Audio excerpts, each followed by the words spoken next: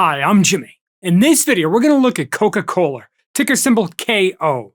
This video is part of our Dow 30 series, where we're analyzing all 30 companies in the Dow Jones Industrial Average to see which stocks look like they could be the best buy today. I'll leave a link in the description below to all the companies we've completed so far.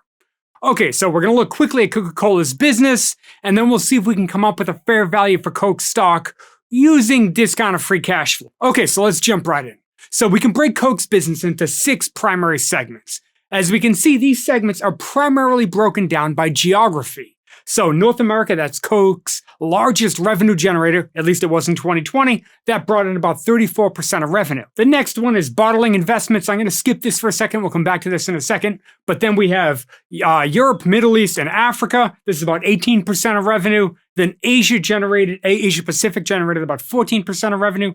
10% came from Latin America, and finally 6% came from global ventures. So I think that breaking out their business by geography like this is a simple and logical way to do it.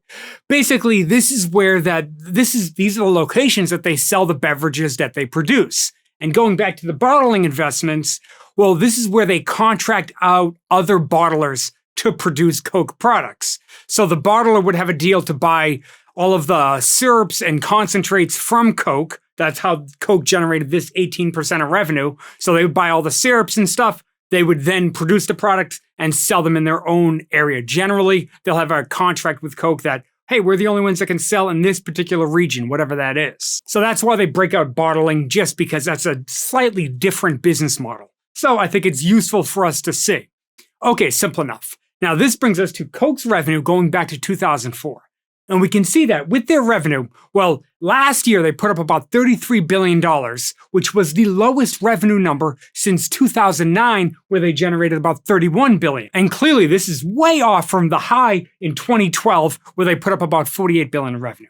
But it's logical for us to also recognize that analysts are expecting for revenue to climb in 2021 to about $38 billion and to about $40 billion in 2022. These green bars are analyst estimates. Now, one of the reasons for this potential increase is the same thing that makes Coke a potentially interesting stock at this point. So Coke is currently working on a company restructuring. And I took 5 objectives straight out of Coke's investor presentation. So the first objective, according to them, is to win more customers. Now, I think that this one's fairly obvious and likely the objective of pretty much any company. But they go one step further and say that they're working on improving their innovation, which could also include mergers and acquisitions. So basically develop or buy new beverage brands. Now, they also said that they want to improve their brands, not just the Coke brands, but all of their sub-brands as well. Think brands like Sprite or Dasani Water or Smart Water or Minute Maid. They also own Honest Teas, Powerade, Vitamin Water, Barq's Root Beer, and the list goes on and on. So I'm guessing their brand building revolves mostly around marketing and, in theory, creating new products. So this should help their consumer. They should help them gain market share, help improve the relationship with their consumers, and in theory, be able to grow their revenue once again. Now, Coke also says that they want to strengthen shareholder impact, develop strong system economics, and equip the organization to win.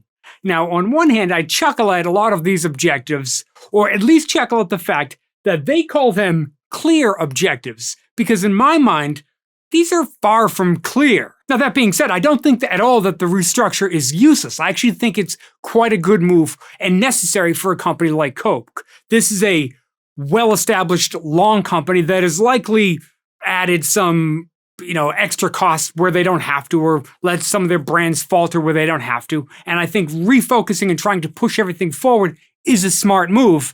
I just think that you could apply most of these to pretty much any company in the world, and it would seem appropriate. Now, another advantage of cleaning up the business, at least from an investor perspective, is that they also claim that they want to improve their margins and their cash flow generation.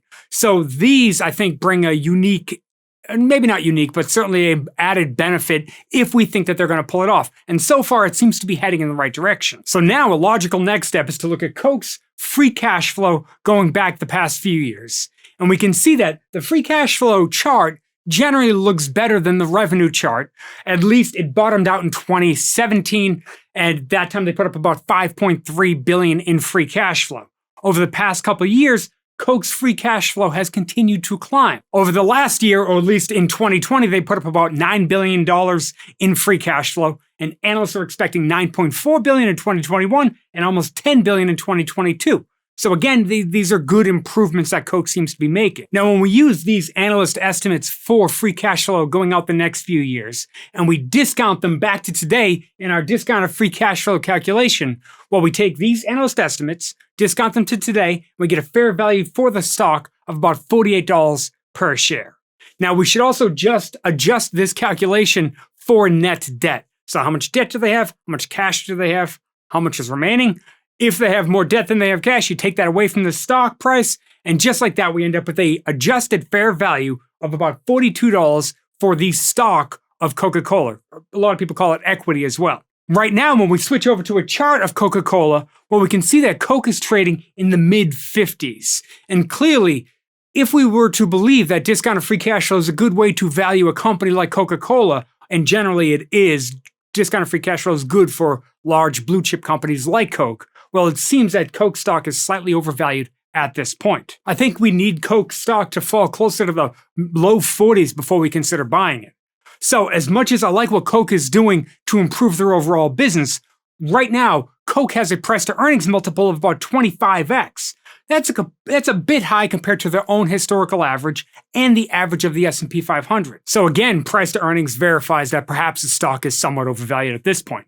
Now, if we don't think that price to earnings or discounted free cash flow are the best valuation methods to use, well, which method would you use? I actually did a video where I go through the process of picking some of the best valuation methods for different types of companies. So if you want to test out some other valuation methods, perhaps that's a good next video for you to watch. I've got a link right here. I got a link in the description below. And thank you so much for sticking with me all the way to the end of the video. I really appreciate it. Thank you, and I'll see you in the next video.